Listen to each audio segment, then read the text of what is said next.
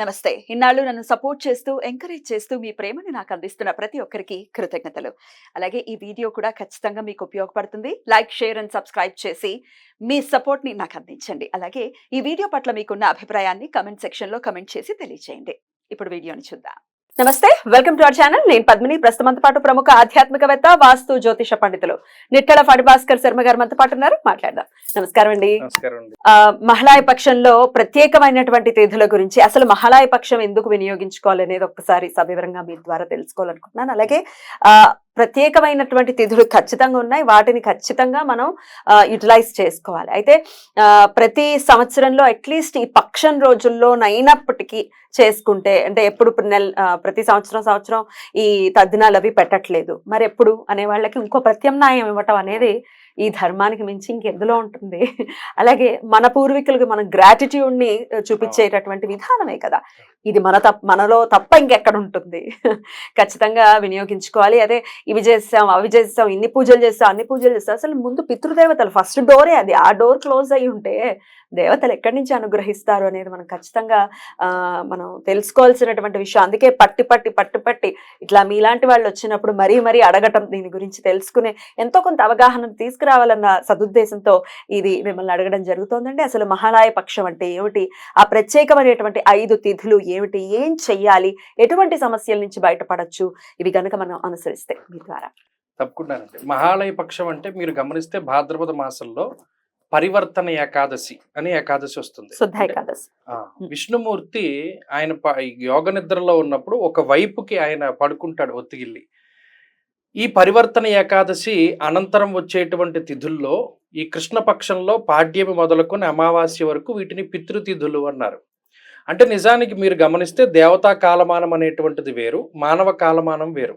దేవతా కాలమానం ప్రకారం 6 నెలలు పగలు, 6 నెలలు రాత్రి ఉంటుంది.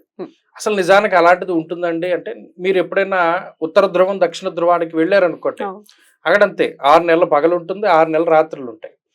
మరి చూస్తే అర్థమవుతుంది కదా, దక్షిణాయనం ఉత్తరాయణ ఆయన తిరుగుతూనే ఉన్నారు కదా, కనపడుతోంది. సరే, ఇవి నిజానికి ఉంటాయా లేవా అన్నది పక్కన పెడితే, ఈ పితృదేవతల్ని ఆరాధన చేయడానికి ఈ మహాళయం అనేటువంటి దాన్ని చెప్పబడింది. పితృదేవతలు అంటే ఎవరు అంటే, ఈ వంశంలో పలానా ఈ శరీరానికి ఎవరైతే కారకులు అయి ఉన్నారో వారి ముందు తరాల వాళ్ళందరూ కూడా పితృదేవతల కిందే చెప్తారు. వారిని ఎందుకు ఆరాధన చేయాలి? నిజానికి వాళ్ళు లేకపోతే వాళ్ళ ఈ శరీరం లేదు. ఇందులో ఉండేటువంటి జీవికి పూర్వజన్మల్లో ఉండేటువంటి రకరకాలైనటువంటి కర్మ సంబంధాల వల్ల ఈ శరీరం అనేటువంటిది వచ్చింది. మరి ఈ శరీరంలో ఉండేటువంటి, ఇప్పుడు మీరు చూడండి, వీడు వాళ్ళ తాతలాగా నవ్వుతున్నాడరా, లేకపోతే వీడు ముత్తాతకి ఇంత పొడుగుండేవాడు, వీడికి ఇంత వచ్చిందిరా, తాత పేరే పెట్టుకుంటారు కొంతమందికి. ఇలా పోలికలు ఇవన్నీ కూడా జీన్స్ లో అలా ఉంటాయి. అందులో మంచి వస్తుంది, చెడు వస్తుంది, అన్నీ వస్తాయి. ఏదేమైనా పితృదేవతల్ని ఆరాధించడం అనేటువంటిది అంటే మన మూలాల్ని మనం గుర్తుపెట్టుకున్నాము. వాళ్ళు కూడా నిజంగా ఉంటారు. మనం భోజనం చేసేటప్పుడు చివర్లో లేచేటప్పుడు పరిశేషణం చేసుకునేటప్పుడు రౌరవే అపూర్వనిల ఏ పద్మార్ బుధ నివాసనాం అర్జునాం ఉదకం దత్తం అక్షయం ఉపతిష్టతి అనేటువంటి మంత్రాలు చదివిన, అలాగే పితృదేవతలకి ఈ శ్రార్థాది కార్యక్రమాలు చేసిన, లేదా ఈ మహాళయ పక్షంలో ఈ తిల తర్పణాలు, తిలహోమాదులు, పిండ ప్రదానాదులు చేసిన, లేదా కనీసం వారి పేరు చెప్పి ఎవరికైనా స్వయం పాకం ఇచ్చిన, మీరు గమనిస్తే ప్రతి అమావాస్య రోజున కూడా కొంతమంది స్వయం పాకాలు ఇస్తారు, సంక్రాంతి రోజున ఇస్తారు, వాళ్ళ యొక్క పితృదేవతల పేర్లు చెప్పి. ఎందుకు ఇవన్నీ అంటే పితృదేవతల యొక్క అనుగ్రహం కలగాలి. అనుగ్రహం ఉంటే ఏమవుతుంది? వంశం ఉద్ధరింపబడుతుంది అన్నాడు. అన్ని విధాలుగా ఆర్థికంగా అనుకోవచ్చు, ఓన్లీ వృద్ధి అంటే పిల్లలు పుట్టేయడమే కాదు, అన్ని కదండి, అన్నిట్లోనూ. ఇప్పుడు ఉదాహరణకి మీరు చూస్తే ఒక్కొక్కళ్ళ జాతకంలో పితృదోషాదులు ఉన్నాయి. ఈ పితృదోషాల వల్ల మీకు సంతానం కలగట్లేదని, కలిగిన సంతానం లేదా రకరకాలుగా వాళ్ళు మానసికంగా, శారీరకంగా వాళ్ళు డిజేబుల్ గా ఉన్నారని, ఇలా రకరకాల మాటలు వింటున్నారు. వీటన్నిటికీ కారణాలు ఏంటి? అటు పితృశాపాదులు, మాతృశాపాదులు, భ్రాతృశాపాదులు, ఇలా ఏదైతే జాతకాల్లో ఉన్నాయో వాటి ప్రభావమే ఇది. మరి దాని నుండి మనం తప్పించుకోవడానికి ఏం చేయాలండి అంటే, చాలా మంది నాసిక్, త్రయంబకేశ్వర్ వెళ్ళండి, అక్కడ పలానా పూజలు చేయండి, ఇవి చాలా డబ్బులు ఉన్నాయి. అంతవి అవసరం లేదు. మన పూర్వీకులు ఏం చేశారు? సరళమైనటువంటి పద్ధతులు చెప్పారు. నిజానికి నీ జాతకంలో పితృదోషాదులు ఉన్నాయి, తెలుసో తెలియకో ఏదైనా ఇబ్బందులు ఉన్నాయి, లేదు ప్రతి సంవత్సరం ఆర్థిక విషయాలు ఇవేమి మీరు చేయట్లేదు, అటువంటిప్పుడు ఏం చేయాలి అంటే ఈ మహాళయ పక్షాల్లో ఈ కార్యక్రమం నిర్వహించు. అప్పుడు పితృదేవతలు తరిస్తారు. ఎందుకంటే ఇందాక మనం చెప్పుకున్నాం 6 నెలల పగలు 6 నెలల రాత్రి. ఈ 6 నెలల రాత్రి కాలంలో వారికి సంబంధించినటువంటి విషయాలలో ఇందాక మన అమ్మవారి నామం కూడా చెప్పుకున్నాం. స్వాహ స్వధామతిర్మేధ అనేటువంటి నామం. అమ్మవారు మరి పితృదేవతలకి కూడా వారికి సంబంధించినటువంటి ఆహారాన్ని ఈ వంశస్థులు ఇచ్చినటువంటి విధానంలో ఇస్తుంది. వారు తరిస్తారు, వాళ్ళు ఆనందపడతారు. పలానా వంశంలో మనకి పుట్టేటరా వీడు, పితృదేవతలకి క్రతువు చేశాడు, వాడి వల్ల మనకి ఇక్కడ మనం ఉండేటువంటి లోకంలో మనకి నీళ్లు ఇచ్చారు, ఆశీర్వాదం వస్తుంది, ఇస్తారు, ఖచ్చితంగా ఇస్తారు. ఈ ఆర్థిక పరమైన ఇబ్బందులకి పితృదోషాలకి ఏమైనా సంబంధం ఉందా? ఉంటుంది, ఖచ్చితంగా ఉంటుంది. ఇప్పుడు ఈ ఇందాక చెప్పుకున్నట్టు పితృదోషాదులు పితృశాపాదులు ఉన్నాయే, అవి ఎవరి జాతకాల్లో అయితే ఉంటారో వారికి ఆర్థిక ఇబ్బందులు ఉంటాయి. నెక్స్ట్ ఎపిసోడ్ లో మీరు ఒక్కసారి వివరంగా తెలియజేయండి. జాతకంలో ఎలా పితృదోషాలని కన్సిడర్ చేస్తారు అనేది నెక్స్ట్ వీడియోలో తెలుస్తుంది. తప్పకుండా.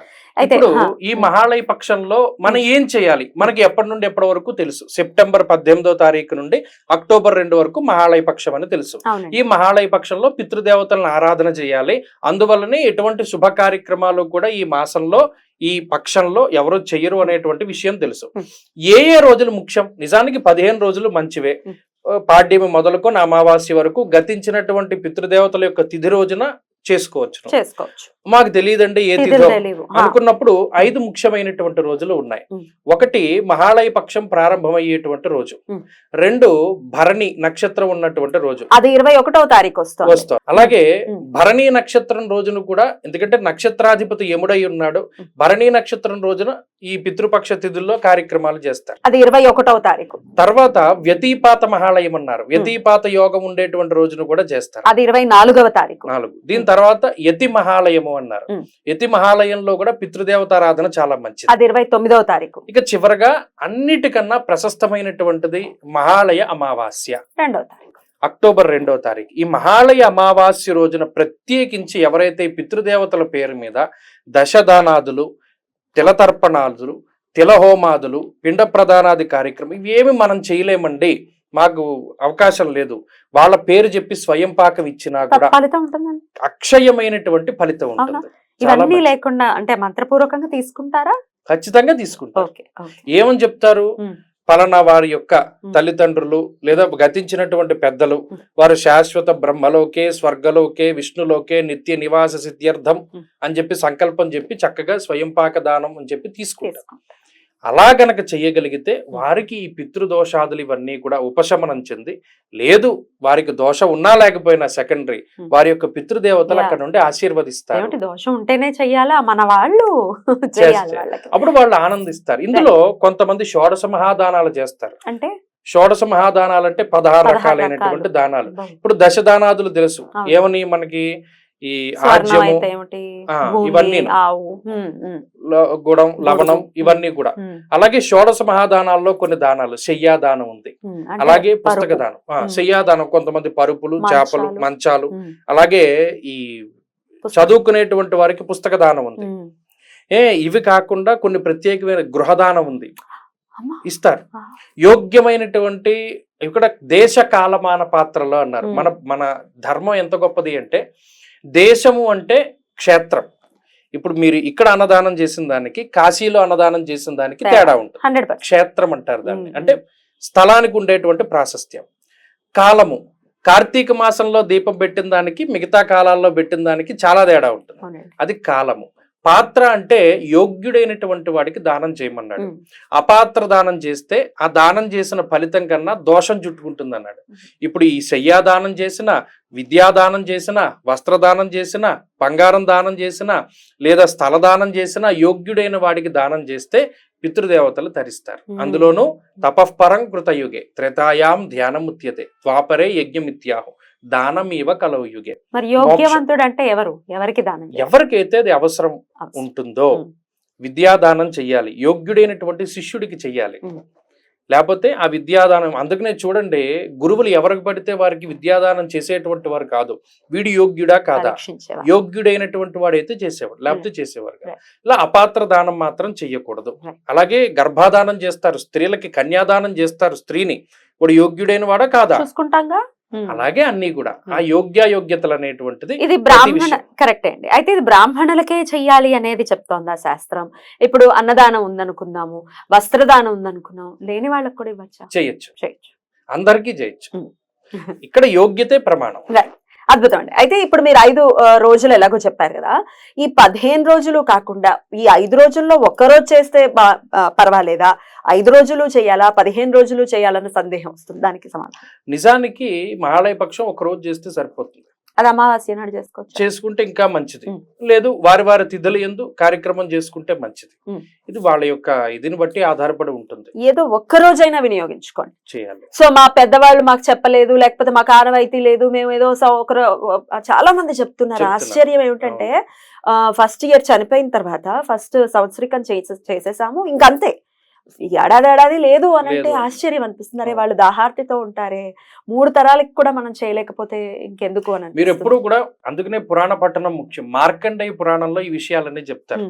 అసలు ఏ విధంగా ఉంటుందో ఒక మనిషి యొక్క మరణానంతర స్థితి, వాడు ఆ 11 రోజులు ఎలా ప్రయాణం చేస్తారు, వీళ్ళు ఈ 11 రోజులు చేసేటువంటి నిత్య కర్మల ద్వారా వారు ఏ విధమైనటువంటి లోకాలను పొందుతారు, ఏ సౌకర్యాలను పొందుతారు అనేటువంటి విషయం మార్కండేయ పురాణంలో ఉంది. ఎవరైనా చదవచ్చును. చాలా గొప్ప పురాణం అది. అద్భుతం అండి, చాలా బ్యూటిఫుల్ గా ఎక్స్ప్లెయిన్ చేశారు. అయితే పితృదోషాలకి సంబంధించి చాలా అంటే ఏది ముట్టుకున్న ఏది చూసినా మీకు పితృదోషం ఉందండి అని చెప్పేయటం, లేకపోతే మీకు కుజదోషం ఉందండి అని చెప్పేయటం, లేకపోతే మొన్న ఈ మధ్య విన్నానండి రాహు చండాల యోగం గురించి విన్నాం గానీ శని చండాల యోగం గురించి అని ఎవరో అడిగారు.